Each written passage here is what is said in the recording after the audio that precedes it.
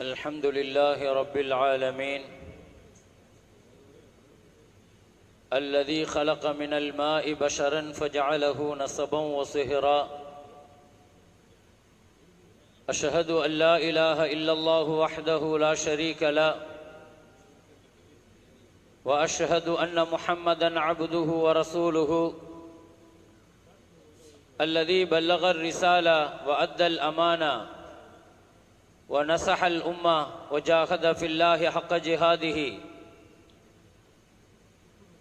صلى الله عليه وعلى آله الطيبين وأصحابه الغر الميامين، ما اتصلت عين بنظر ووعت أذن بخبر، وسلم تسليما كثيرا. أما بعد، فقد قال الله تعالى في كلامه القديم والفرقان الحميد: بسم الله الرحمن الرحيم.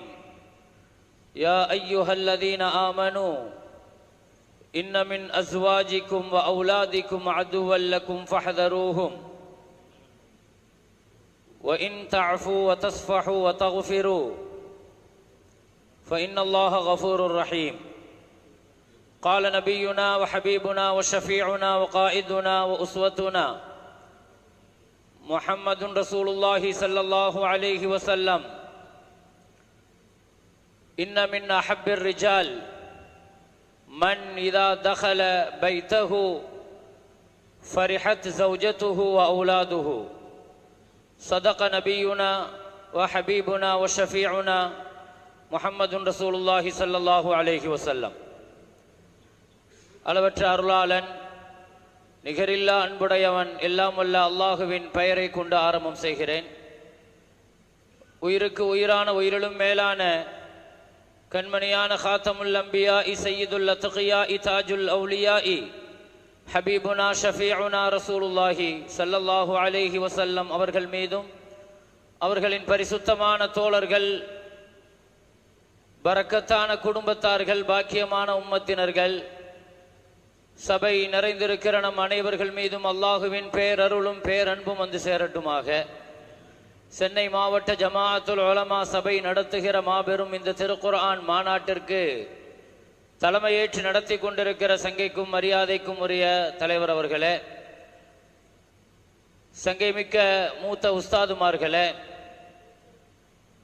சென்னை மாவட்ட ஜமாஅத்துல் உலமா சபையினுடைய சங்கை மிக்க உலமா நிர்வாக பெருமக்களே, வருகை தந்திருக்கிற ஆலிம் பெருமக்களே, இந்த மஸ்ஜிதினுடைய நிர்வாக பெருந்தகைகளே, சங்கை மிக்க ஜமாத்தார்களே,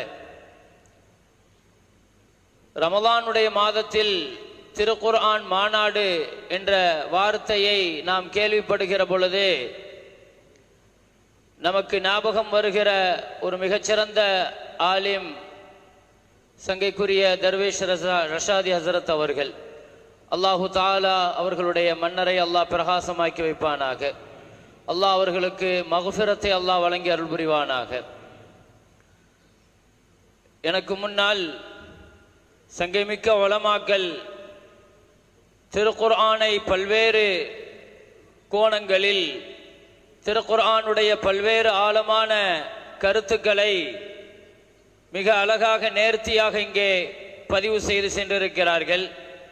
கண்ணியத்திற்குரிய மாநில பொதுச் செயலாளர் ஹசரத் அவர்கள் குர்ஆனுடைய இங்கிதம் குறித்து, அதன் நாகரீகம் குறித்து, அது அணுகுகிற முறைகள் குறித்து மிக அழகாக ஹசரத் அவர்களுக்கே உரிய அற்புதமான பாணியிலே மிகச் சிறப்பாக இங்கே கருத்துக்களை பதிவு செய்திருக்கிறார்கள்.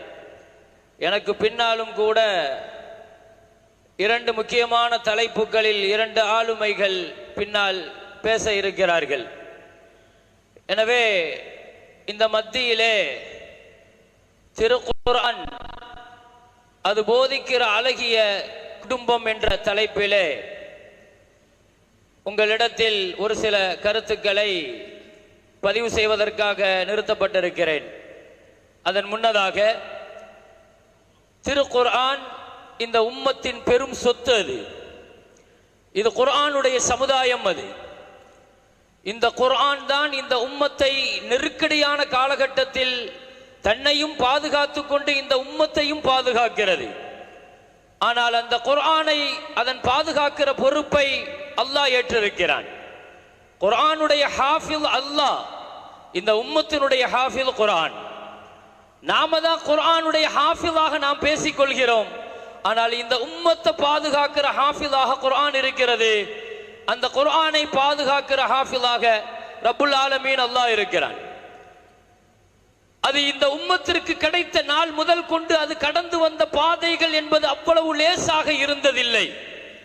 பல்வேறு கடினமான நெருக்கடிகளை, நெருக்கடியான காலத்தை, நெருக்கடியான கண்டங்களை அது கடந்து இன்றைக்கு வரைக்கும் அது உயிர் துடிப்புடன் குர்ஆன் இருக்கிறது. அதை தொட்டவர்கள் எல்லாம் துலங்கினார்கள். அதை வேறறுக்க நினைத்தவர்களை எல்லாம் குர்ஆன் வேறறுத்து அடையாளம் தெரியாமல் போனது என்பதுதான் குர்ஆனுடைய கடந்த காலத்தின் வரலாறு. அது கடந்து வந்த பாதைகள் அன்றையிலிருந்து இன்றைக்கு வரைக்கும் நீங்கள் பாருங்கள். குர்ஆன் தன்னை பாதுகாத்துக் கொள்ள தெரியும், தன்னை சார்ந்திருக்கிற சமுதாயத்தையும் பாதுகாக்க தெரியும் குர்ஆனால். கபரிலே நாம் மலக்குமார்களுக்கு மட்டும் பதில் சொல்ல வேண்டியதல்ல. ஹதீஸ் ஷரீஃபிலே வருகிறது, குர்ஆனும் வந்து நம்மிடத்திலே கேள்வி கேட்கும், அதாரிஃபுனி அதாரிஃபுனி, என்னை தெரியுமா உனக்கு என்று கேட்கும். என்னை எந்த விதத்தில் தெரியும், எவ்வளவு தெரியும், என் மீதான கடமைகளில் நீ எவ்வளவு தூரம் நிறைவேற்றினாய் என்று குர்ஆனுக்கும் நாம் பதில் சொல்லியாக வேண்டும் கபரிலே. எனவே அந்த குர்ஆன் ஒவ்வொரு காலகட்டத்திலேயும் அது கடந்து வந்த பாதைகளில் இந்த சமுதாயம் சுணங்கி போயிருந்த காலகட்டம், இந்த சமுதாயம் நெருக்கடியில் இருந்த காலகட்டம், இந்த சமுதாயத்திற்கு இனி ஒரு எதிர்காலம் இல்லை என்று. அப்படியா? ரொம்ப இதா இருக்கா? சரி சரி, ரொம்ப ஹைட்டா இருக்கதா? சரி சரி.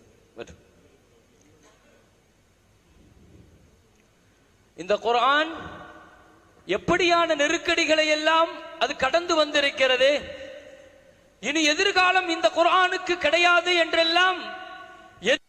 ஒரு நாளைக்கு ஒரு மதரசால 4500 குர்ஆன் முடிக்கப்படுகிறது என்று சொன்னால், ஒரு மாசத்துல ஒரு மதரசாவில் மாத்திரம் 1,35,000 குர்ஆன் ஓதப்படுகிறது.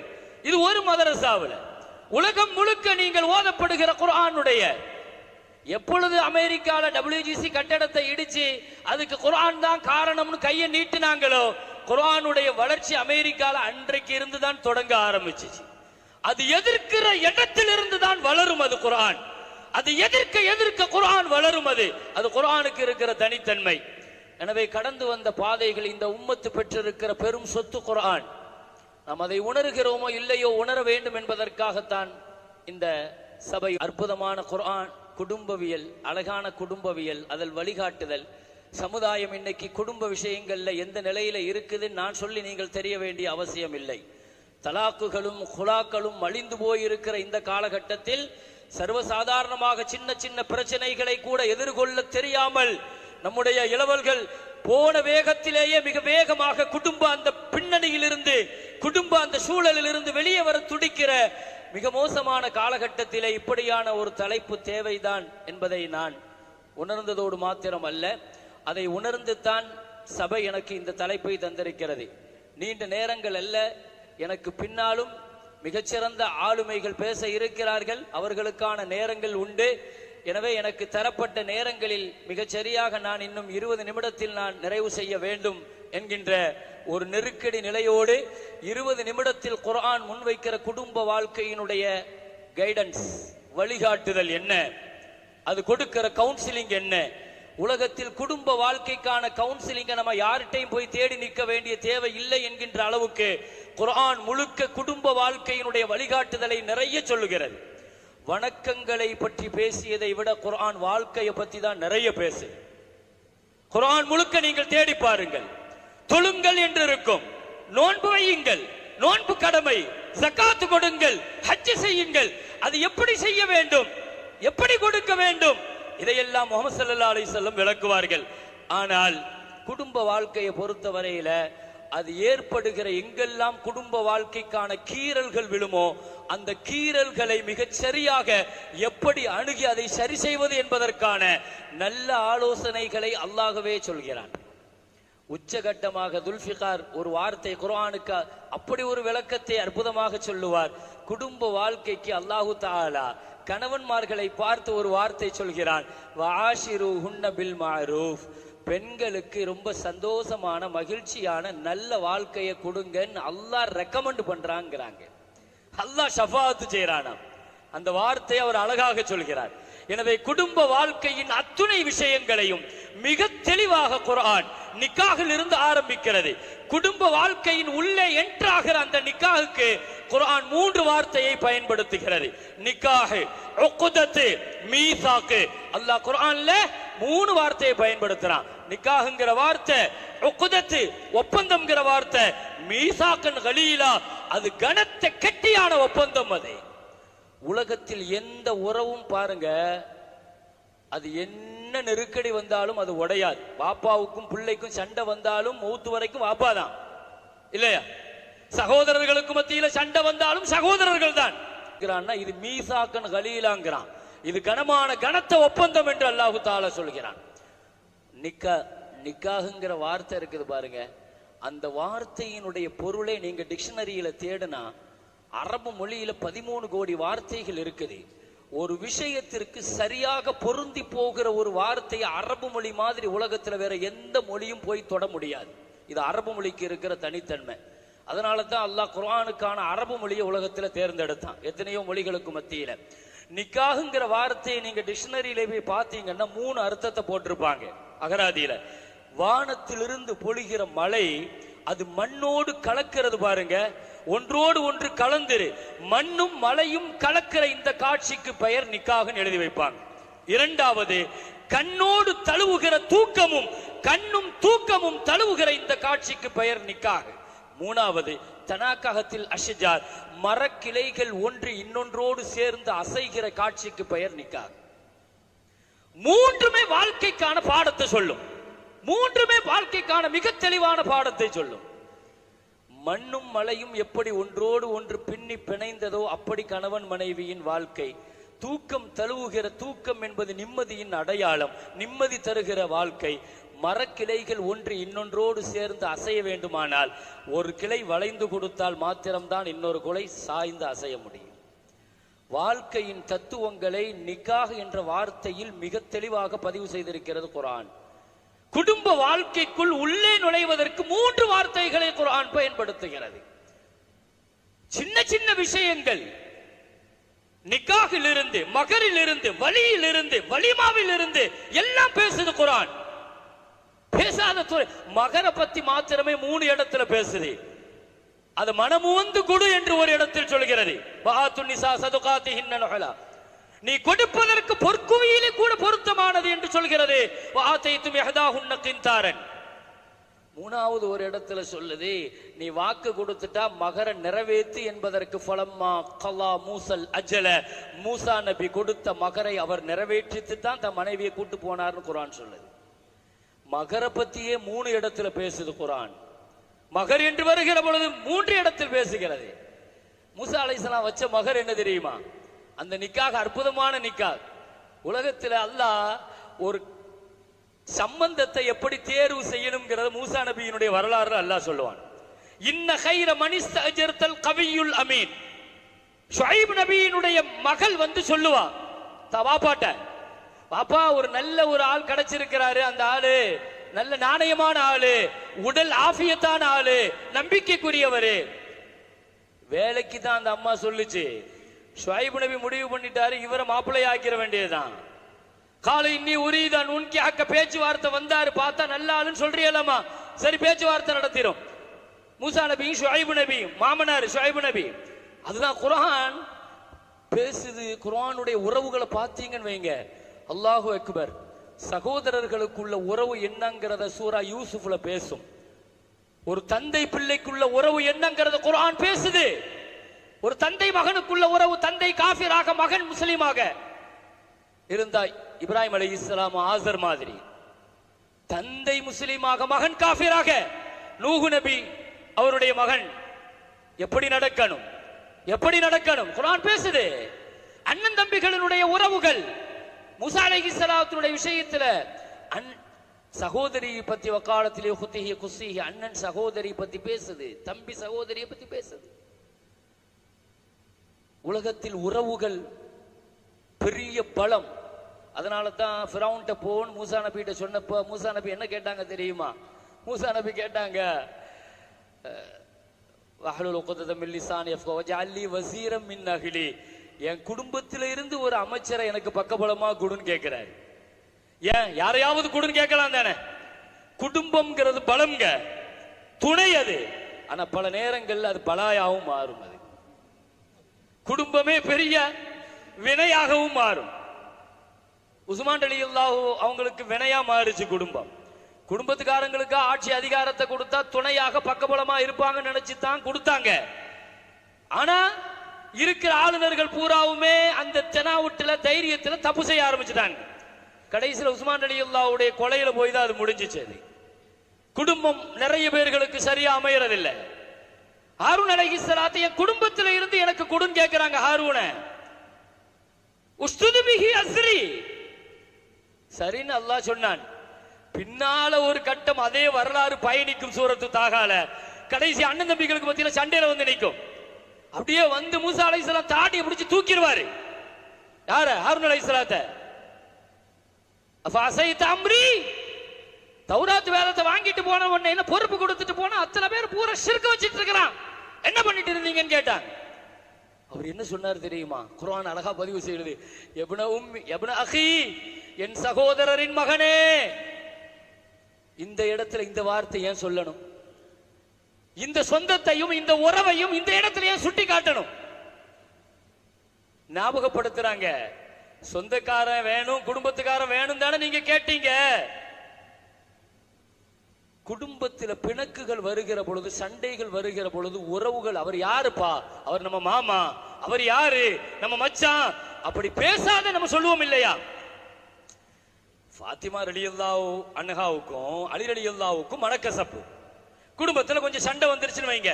ஸல்லல்லாஹு அலைஹி வஸல்லம் கேள்விப்பட்டாங்க, மகனுக்கும் மருமகனுக்கும் கொஞ்சம் மனக்கசப்பு வந்துருச்சு. கேள்விப்பட்ட உடனே சந்திக்க போறாங்க. போனா மருமக வீட்டுல இல்ல. ஸல்லல்லாஹு அலைஹி வஸல்லம் எப்படி கேட்டாங்க தெரியுமா? ஃபாத்திமா ரலியல்லாஹு போய் என்ன கேட்கணும்? அலி எங்கன்னு கேட்கணும், அப்படிதானே? மருமகன் எங்கன்னு கேட்கணும். எப்படி கேட்டாங்க தெரியுமா? ஐன இப்னு அம்மதிகி, உன் மாமி மகனை எங்கமான்னு கேட்கிறாங்க ஸல்லல்லாஹு அலைஹி வஸல்லம். உன் மாமி மகன் எங்க? யார் மாமி? நபிகள் நாயகம் ஸல்லல்லாஹு அலைஹி வஸல்லம் சொன்ன அந்த வார்த்தை என்ன சொல்ல வராங்கன்னு தெரியுதா? என்னதான் இருந்தாலும் அவர் நமக்கு சொந்தக்காரர். எந்த இடத்துல எதை ஞாபகப்படுத்துறாங்க பாருங்க. உறவுகளுக்குள் பிணக்குகள் வருகிற பொழுது, கீறல்கள் விழுகிற பொழுது அந்த உறவின் சொந்தத்தை சொல்லி அதை அடக்கணும். இது குர்ஆன் கற்று தருகிற பாடம். அது இப்ன அகி லா தஅகுது பிலஹியதி வலா பிரஸி, என் தலையையும் தாடியையும் பிடிக்காதீங்க. நான் ஏன் சும்மா இருந்தேன்னா, இவ்வளவு பெரிய தப்பு நடக்கும் போது ஏன் சும்மா இருந்தேன்னா, நான் போய் உள்ள போய் சரி பண்றேங்கிற பேர்ல ரெண்டு கூட்டமா பிரிச்சிடக்கூடாது. பல நேரங்கள்ல இதுல உலமாக்களுக்கு, இமாம்களுக்கு இதுல ஒரு பெரிய பாடம் இருக்குதுன்னு எழுதுறாங்க. என்ன பாடம்னா, சில நேரங்கள்ல ஃபித்னாக்கள் நடக்கிற பொழுது, கண்ணுக்கு முன்னால ஹிலாஃபு சுன்னா நடக்கிற பொழுது அதை திருத்த வேண்டிய, சரி பண்ண வேண்டிய பொறுப்பு ஆலிம்கள் கண்டிப்பாக உண்டு. ஆனால் அதுல நெளிவு சுழிவுகளோடு சில நேரங்களில் அது ஃபித்னாவுக்கான, ஃபிர்காவுக்கான வழிவகுத்து விடக் கூடாது என்பதையும் சேர்த்துத்தான் சட்டங்கள்ல எழுதுவாங்க. அபூ சயீதுல் குத்ரி ரலியல்லாஹு அன்ஹு பெருநா தொழுகைக்காக உட்கார்ந்திருக்கிற அந்த சஹாபி மர்வான் வராரு உள்ள. மர்வான் ஆட்சியாளர். நேர்ல வந்த உடனே பெருநா தொழுகையில முதல்ல முசல்லால போய் நிக்கணும். முதல்ல முசல்லால நிக்கணும்ல. இவர் போன உடனே நேர்ல மெம்பர்ல ஏறினார். உடனே ஜிப்பாவை பிடிச்சி இழுத்தாங்க அந்த சஹாபி அபூ சயீதுல் குத்ரி. எப்பவுமே ஆட்சியாளர்களுக்குன்னு ஒரு திமிரு உண்டு, ஒரு கௌரவம் உண்டு. உலமாக்களை எப்பவுமே அவங்களுடைய ரோஷத்தையும் கீரத்தையும் உரசி பார்க்கிற வேலையை அந்த காலத்துல இருந்து இந்த காலம் வரைக்கும் செஞ்சுக்கிட்டே இருப்பாங்க. அது இவர் ஜிப்பாவை பிடிச்சி இழுத்தார் இல்லையா? திரும்பி பார்த்து அபூ சயீதுல் குத்ரி ரலியல்லாஹு சொன்னாங்க, இது சுன்னத்துக்கு மாற்றம். ஸல்லல்லாஹு அலைஹி வஸல்லம் பெருநா தொழுகையை முதல்ல தொழுகு முடிச்சிட்டு தான் குத்பா ஓதுவாங்க. மர்வான் சொன்னாரு, அது அந்த காலம். இப்பெல்லாம் நான் தொழுது முடிச்சிட்டு குத்துபா ஓதுனா மக்கள் உட்கார மாட்டாங்க, அதனால முதல்ல நான் குத்துபா தான் ஓதுவேன்னு ஏறிட்டார். ஏறிட்டார். அபூ சயீதுல் குத்ரி ரலியல்லாஹு பேசாம உட்கார்ந்து தொழுதுட்டாங்க. தொழுது முடிச்சு ஜும்மாலாம் முடிச்சிட்டு போகும்போது சில சஹாபாக்கள் வந்து கேட்டாங்க, என்னங்க ஹிலாஃபு சுன்னா பண்றாரு, நீங்க என்ன செஞ்சிருக்கணும், தடுத்து இருக்கணும், இல்லைன்னா எஞ்சி போயிருக்கணும், புறக்கணிச்சிருக்கணுமா இல்லையா அப்படின்னு கேட்கிறாங்க. அபூ சயீதுல் குத்ரி ரலியல்லாஹு அழகான ஒரு வார்த்தை சொன்னாங்க, நான் எழுந்திருச்சு போயிருந்தா என் பின்னால ஒரு 50 பேர் வருவான், ஒரு மஹல்லா ரெண்டா போயிடும். அல் ஹிலாஃபு அஷத்து மின் தாலிக. அவங்க சொன்னாங்க, ஒரு மஹல்லால சுன்னத்தை நிறைவேற்றங்கிற பேர்ல மஹல்லாவை ரெண்டா பிரிக்கிறது அதை விட ஒரு மோசமான ஆபத்து ஒண்ணும் இல்லைன்னு. இந்த கருத்துப்படத்தான் ஹாரூன் அலைஹிஸ்ஸலாம் மூசா அலைஹிஸ்ஸலாத்துட்டு சொல்றாங்க. சரி, ஓகே. இப்போ நான் என்னுடைய பாயிண்ட்டுக்கு மட்டும் வரேன். எப்ன உம்மலா தஅகுது பிலஹியதி, என் குடும்பம் தான் வேணும் கேட்டு வாங்கின மூசா அலைஹிஸ்ஸலாத்துட்ட தேவையான நேரத்தில் அதை ஞாபகப்படுத்துறாங்க. அப்போ குர்ஆன் இதை நமக்கு மிகச் சரியாக நெறிமுறையோடு நமக்கு சொல்லிக் கொடுக்கிறது. குடும்பங்களில் விரிசல்களும் பிரச்சனைகளும் சகோதரர்களுக்கு மத்தியில் வருகிற பொழுது அதை அற்புதமாக உறவுகளை சொல்லி அதை கடந்து போகணும். மூசா அலைஹிஸ்ஸலாத்தினுடைய மகர் பேச்சுவார்த்தை நிக்காக நடக்கிற பொழுது என்னங்க செய்யலாம், எவ்வளவு மகர் வைக்கலாம், மகரை பாருங்க, குர்ஆன் பேசுது மகர. அவர் சொல்றாரு, இன்னி உரீது அன் உன்கிஹக யஹதபன தையாதைனி, என் 2 பொம்பளை பிள்ளைங்கள ஒரு பிள்ளை உங்களுக்கு கல்யாணம் முடிச்சு தரலாம்னு நினைக்கிறேன். ஆனா மகர் என்ன தெரியுமா, அலா அன் தஅஜுரனி சமானிய ஹஜ்ஜ், 8 வருஷம் என்கிட்ட நீங்க லேபரா வேலை பார்க்கணும், ஆடு மேய்க்கணும். இதுதான் மகர். குர்ஆன் மகர பேசுதுங்க. குர்ஆன் வரலாற்றுக்கான நூல் அல்ல, ஆய்வுக்கான அறிவியலுக்கான நூல் அல்ல. வெறும் அறிவியல் கருத்துக்களை பேசுற குர்ஆனுடைய வசனங்கள் ஒரு 500 தான் இருக்கும். சட்டங்கள் உண்டு, குர்ஆனில் சட்ட வசனங்கள் உண்டு, ஆய்வு செய்வதற்கு வார்த்தைகள் வசனங்கள் உண்டு, சரித்திரங்கள் சிந்திப்பதற்கு உண்டு, உதாரணங்கள் மெய்சிலிப்பதற்கு உண்டு. ஆனால் குர்ஆன் அத்தனைக்கும் இடையில குர்ஆனுடைய வரலாறுகளை, குடும்ப வாழ்க்கை வரலாறுகளை இவ்வளவு இறங்கி போய் பேசுது. ஏன் 8 வருஷம் வேலை பார்க்கணும், ஃபமின் அத்மம்த அஷ்ரன் ஃபமின் இந்திக், ஃபைன் அத்மம்த அஷ்ரன் ஃபமின் இந்திக். அது 10 வருஷமா இருந்துச்சுன்னா உங்க விருப்பம். மூசா அலைஹிஸ்ஸலாம் சொல்லிட்டாங்க 10 வருஷமா நான் வேலை செஞ்சுக்கிறேன்ட்டாங்க. இப்ப பாருங்க, மகர பேசி இருக்கிறாங்க 10 வருஷங்க, 10 வருஷம். 10 வருஷம்னா மகர் எவ்வளவு இருக்குன்னு நினைக்கிறீங்க? ஒரு நாள் லேபர் கூலி ஒரு 500 ரூபாய் போடலாமா? ஒரு நாள் லேபர் கூலி 500 ரூபான்னு போட்டா மாசம் 15,000 ரூபாய் ஆகுது. மாசம் 15,000 ரூபான்னா வருஷத்துக்கு என்ன? 10 வருஷத்துக்கு 18 லட்சமா? எவ்வளவு வருது 10 வருஷத்துக்கு? அன்னைக்கே 18 லட்சம் மகர் கொடுத்திருக்கிறாரு. குர்ஆன் பேசுது மறைமுகமா 18 லட்சம் 20 லட்சம் மகர் கொடுத்து தான் ஃபலம்மா கல்லா மூசல் அஜல. குர்ஆன் இதுல இன்னொரு கருத்தை சொல்லுது, மகர பேசிட்டு எழுதிட்டு கடந்து போயிடாத. ஃபலம்மா கல்லா, கொடுத்த மகர முடிச்சிட்டு தான் கூட்டு போனார். வசாரபி அஹ்லிஹி. குடும்பம் பேசுகிற பின்னணியில இந்த உறவுகள் அழுத்தமாக, இந்த வார்த்தைகள் அழுத்தமாக பதிவு செய்யப்படணும். நான் நிறைவுக்கு வருகிறேன். ஒரே ஒரு குர்ஆனுடைய வசனத்தை சொல்லி நிறைவுபடுத்துகிறேன். பெருமக்களே, ஹஜ்ரத் அஹ்மத் இப்னு ஹம்பல் ரஹ்மத்துல்லாஹ் அடிக்கடி சொல்லுவாங்க, குடும்ப வாழ்க்கையை ஜெயிக்கணும்னா குடும்பத்தை புரிஞ்சுக்கணும். மகனை நிக்காக செய்து அனுப்புறாங்க. அஹ்மத் இப்னு ஹம்பல் ரஹ்மத்துல்லாஹ், அஹ்மத் ரஹ்மத்துல்லாஹ் பத்தி தான் தெரியுமே, அல்லாஹு அக்பர், உலகம் மெச்சுகிற மிகச்சிறந்த ஆளுமை. 10 லட்சம் ஹதீஸுகள் மனப்பாடம் அவருக்கு. 10 லட்சம் ஹதீஸ் பாடம் நடத்த உட்கார்ந்தா 90,000 பேர் பாடத்துல உட்காருவாங்க. முக்கப்பீர்கள் மாத்திரமே 1100 பேர் இருப்பாங்க. முக்கப்பீர்கள்னா தெரியுதா? நம்ம காலத்துல மைக்குன்னு சொல்லலாம், ஸ்பீக்கர்னு சொல்லலாம். ஒரு கிட்டத்தட்ட அப்படிப்பட்ட ஸ்பீக்கர்கள் மாத்திரமே சுமார் 1100 பேர் இருப்பாங்களாம். ஒரு 90,000 பேர் நடத்துற பாடம், 90,000 பேருக்கு நடத்துற பாடம். ஆனா குடும்ப வாழ்க்கைன்னு உள்ள போயிட்டாங்கன்னு வைங்க, பிள்ளைகளோடு பிள்ளைகளா ஆயிடுவாங்க. பிள்ளைகளுக்கு சாப்பாடு கொடுக்கறது, ட்ரெஸ் போட்டு விடுறது. பிஷ்ருல் ஹாஃபி அவங்களும் ஃப்ரெண்டு. பிஷ்ருல் ஹாஃபி வந்தாரு, பார்த்து சொன்னாங்க, என்னங்க நீங்க பெரிய இமாமா இருக்கிறீங்க, லவ்லா தஸவ்வஜ்தல் அலைத கதா வ கதா, நீங்க மட்டும் கல்யாணம் முடிக்காம இருந்தீங்கன்னா இன்னும் எங்கேயோ போயிருப்பீங்க. இவர் ஏற்கனவே கல்யாணம் முடிக்கல. இவர் இபாதத்து இபாதத்து இபாதத்து, நிக்காக மேல வெறுப்பு. அஹ்மத் இப்னு ஹம்பல்டையும் நீங்க கல்யாணம் முடிக்காம இருந்திருக்கலாம், இப்ப பிள்ளைய பாக்குறது, சாப்பாடு கொடுக்கறது, இந்த வேலையை பார்த்துட்டு இருப்பீங்க. அஹ்மத் இப்னு ஹம்பல் ரஹ்மத்துல்லாஹ் அழகா சொன்னாங்க, கிஸ்ரத்து குபுஸின் இந்தல்லாஹி கைரும் மின் இபாதத்திக சனதன் காமிலா. யா பிஷர், என் புள்ள பசின்னு சொல்லும் போது ஒரு துண்டு ரொட்டியை நான் என் புள்ள வாயில கொடுக்கறேன் பத்தியா, அதை நீ 1 வருஷம் இபாதத் செஞ்சாலும் அல்லாட்ட வாங்க முடியாது.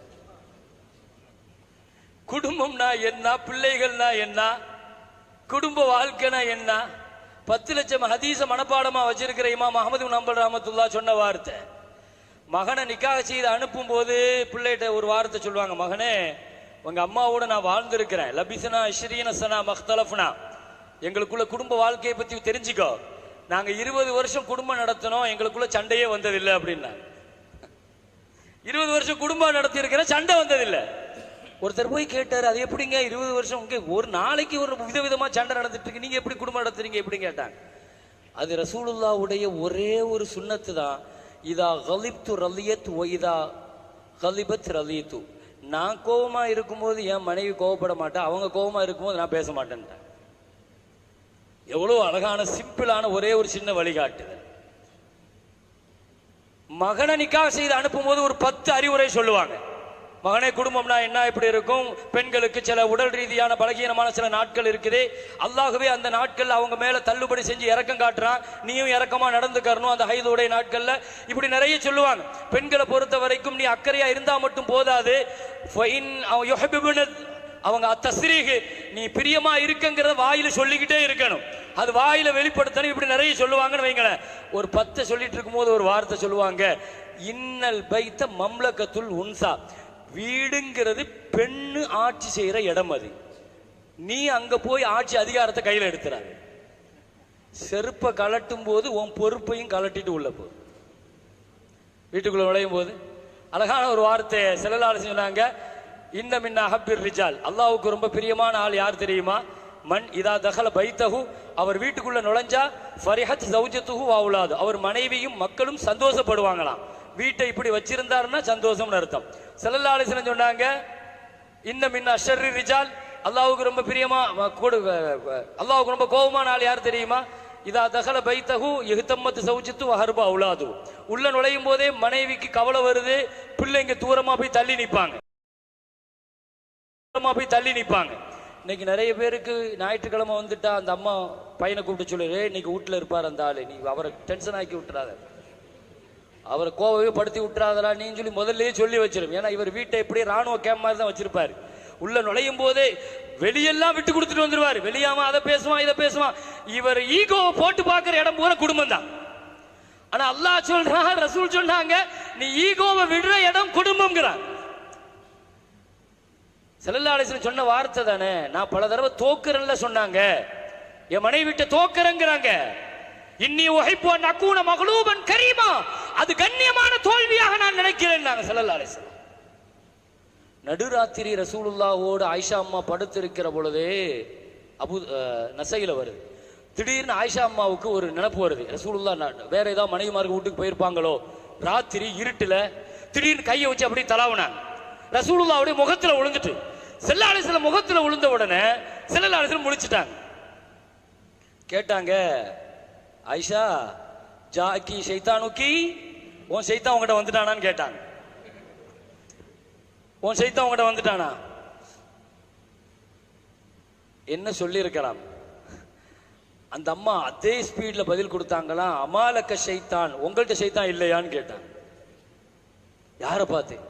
ஸல்லல்லாஹு அலைஹி வஸல்லத்தை பார்த்து இந்த வார்த்தை, அமாலக்க ஷைத்தான், உங்கள்கிட்ட இல்லையா யார் சொல்ல ஷைத்தான்? அந்த ராத்திரியிலையும் ஸல்லல்லாஹு அலைஹி வஸல்லம் சொன்னாங்க, ஆமா ஆயிஷா, எங்கிட்டையும் ஷைத்தான் உண்டு, என் ஷைத்தான் முஸ்லீம் ஷைத்தான். ஸல்லல்லாஹு அலைஹி வஸல்லம், என் ஷைத்தான் எனக்கு கட்டுப்பட்ட ஷைத்தான்.